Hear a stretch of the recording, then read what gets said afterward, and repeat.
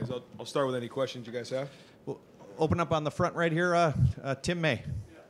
Brian, you get to watch both quarterbacks in action, well, all three really, but what's just your overall view of those guys coming up the spring after watching them live in the stadium? Yeah, I think that they both did a good job today. They both flashed at times.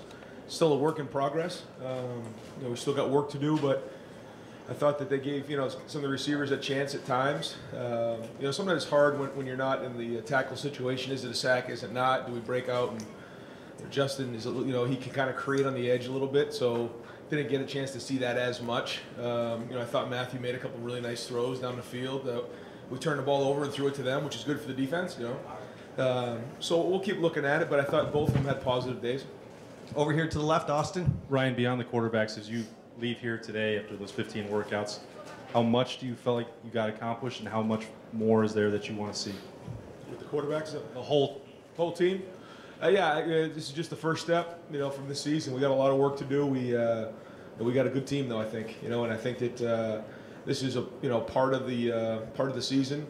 We then have this off season, the summer, preseason, and so we'll just keep building from here. But there's a lot of good pieces, a lot of good leadership starting to form out there, and we tried to get a lot of the guys who played a lot of reps out of there early on. So sometimes it's hard to tell, but the overall spring was excellent. The energy was really good. I thought guys got tougher. It was a physical spring.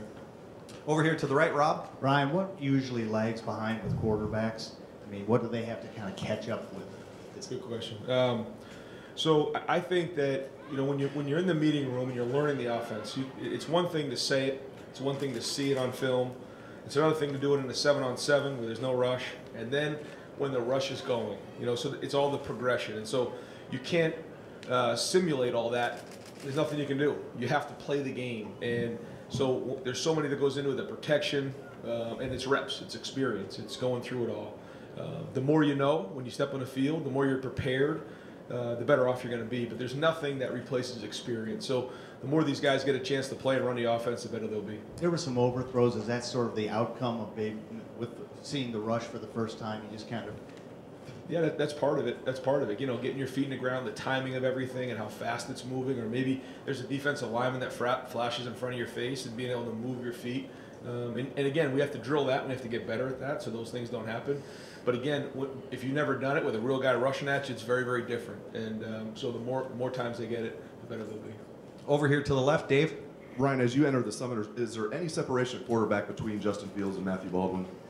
Again, I don't really know right now. I'm going to keep looking at it. I know I keep saying that to you, and everybody wants to know. But again, I don't think right now that we're going to kind of make a decision on that. I think it'll continue through the preseason. Right now, we only have 3 quarterbacks, and Danny's our 4th. But imagine if someone steps off a curb and hurts their ankle tomorrow, we got 2. And so these guys have to keep going. They're probably all going to have to play one way, shape, or form along the way. So they'll keep pulling for each other, and as long as that room gets strong, that's the key. Leaving spring, what position group or position is the biggest concern for you? Last year Urban said it was field safety leaving spring. Is there a certain position that is your biggest concern leaving spring? Well, I think that the offensive line, we have 4 guys to replace there. And so that's something that there's probably the least experienced in that, and quarterback are the 2 for me. On defense, we have a lot of guys returning with experience. I think that our linebackers have to really produce this year, so that'll be an emphasis point. But I think when you look at it, those guys have played a lot of football, and I think they're really embracing the scheme. So I think that we have good depth there. Now they're going to have to play well and play veteran. So I would say, concern-wise, the O-line, just because they haven't, we lost 4 real guys there. And Thayer didn't play in the spring, so how is that all going to look when we get into the preseason? We do have some guys coming in, which is good. Got the cavalry coming, which is important. And then quarterback. Folks, I just got time for 2 more questions. It's a lovely day. I got players here. I want you to talk to players. Over here to the right, Clay. You had an impromptu reunion there of former guys, NFL guys. How much will those guys mean to you going forward? Was it an orchestrated, hey, you're welcome, we want you? Can you talk a little bit about that? Oh, yeah. I mean, the former players here, they've built this, and that's the reason why we're all here. And the brotherhood's really, really strong. Mike Thomas came into my office yesterday, and I had a recruit in there, and he spent 15, 20 minutes with us just talking about what that means in the NFL and the brotherhood that they have of Ohio State Buckeyes in the NFL. And then those guys coming back to support the guys who are here right now. It's a special group. You can see it. I mean, when you go around, you go from guy to guy. It's not just former Buckeyes. It's NFL greats. It's former Buckeye greats and all Americans, all conference players. So it's just remarkable when you get around those guys. The excellence that you're around. Yeah, I did, and I was told ahead of time of that, and I think that Drew and his girlfriend have a special relationship, so that was good for them to see, and the team's reaction was pretty good. And finally to the left over here, Doug. Ryan, you guys had a quarterback competition last spring with Dwayne and Joe, and obviously that was two much more experienced guys.